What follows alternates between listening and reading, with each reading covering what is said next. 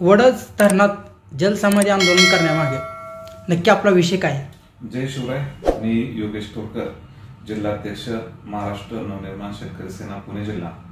तर वडज उपसा सिंचन योजना गेली अनेक वर्ष सावरगाव असेल, त्याप्रमाणे त्या ठिकाणी खिल्लारवाडी असेल, काचळवाडी असेल, एकनाथवाडी आहे, त्यानंतर खाली बाबळवाडी आहे, तसंच पिंपळगावचा काही भाग, गुंजावडीचा अर्धा भाग, ही काही जी गावं आहेत गेली अनेक वर्ष पाण्यापासून वंचित आहेत आणि त्या ठिकाणी अनेक राज्यकर्ते लोकप्रतिनिधी होऊन गेले. भारताला स्वातंत्र्य मिळून 75 वर्षापेक्षा अधिक काळ लोटलेला आहे, परंतु वीज, पाणी आणि आरोग्य तसेच रस्ते या विषयावरच आपण निवडणुका लढत आहे.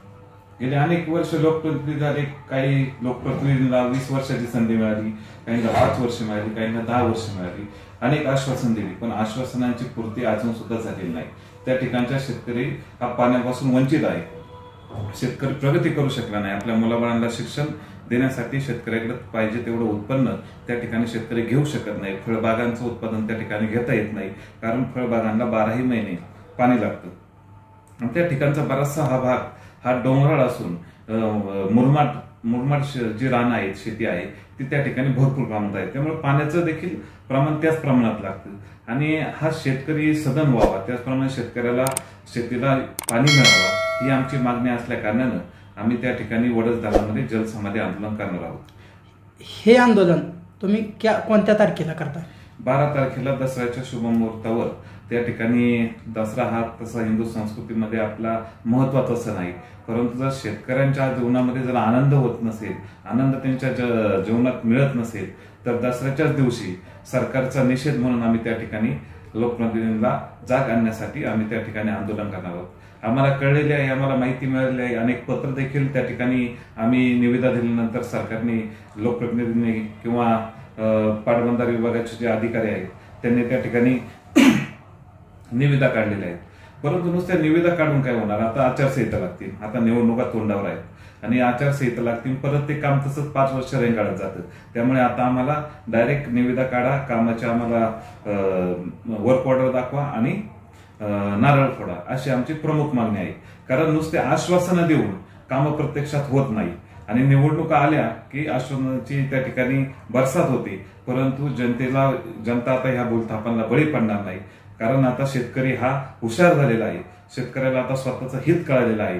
जर आपल्या मुलांचं भविष्य घडवायचं असेल आणि शेतकऱ्यांना जर आपल्या जीवनामध्ये आर्थिक बदल घडवून आणायचे असतील तर शेतकऱ्यांनी स्वतःचा विचार करणं हे गरजेचं आहे. आणि त्यासाठी शेतकरी संघटनेचा जिल्हा अध्यक्ष म्हणून गेली अनेक वर्ष आम्ही अनेक आंदोलनं केली आणि त्या आंदोलनाच्या माध्यमातून शेतकऱ्यांना ज्या अडचणी येतात, स्वतः शेती करत असताना मी गेली अनेक वर्ष शेती करतोय.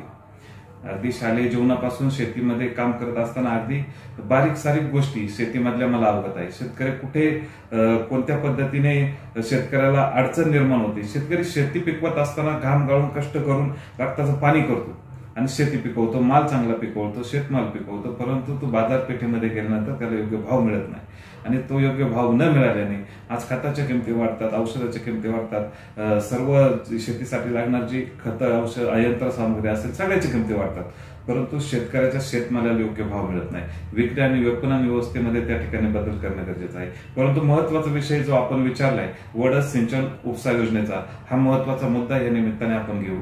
त्या ठिकाणी लवकरात लवकर निविदा प्रसिद्ध करून कामाचा शुभारंभ करावा अशी प्रमुख मागणी आमची असल्या कारणानं आम्ही वडज धरणामध्ये त्या ठिकाणी जलसमाधी आंदोलन केलं आहोत. त्यासाठी सर्व शेतकरी संघटना असतील, माझे सर्व सहकारी त्या निमित्ताने त्या ठिकाणी येणार आहेत. आम्ही शेतकरी संघटनेचे प्रमुख जे पदाधिकारी आहोत त्या ठिकाणी जलसमाधी घेणार आहोत. इतर जे शेतकरी येणार आहेत आम्हाला पाठिंबा देण्यासाठी ते त्या ठिकाणी उपस्थित राहतील. तरी मी आपल्या चॅनलच्या माध्यमातून सर्व शेतकरी बांधवांना विनंती करतो, आपण मोठ्या संख्येने जलसमाधी आंदोलनासाठी वडज धरणावर यावे ही आपल्या सर्वांना विनंती आहे.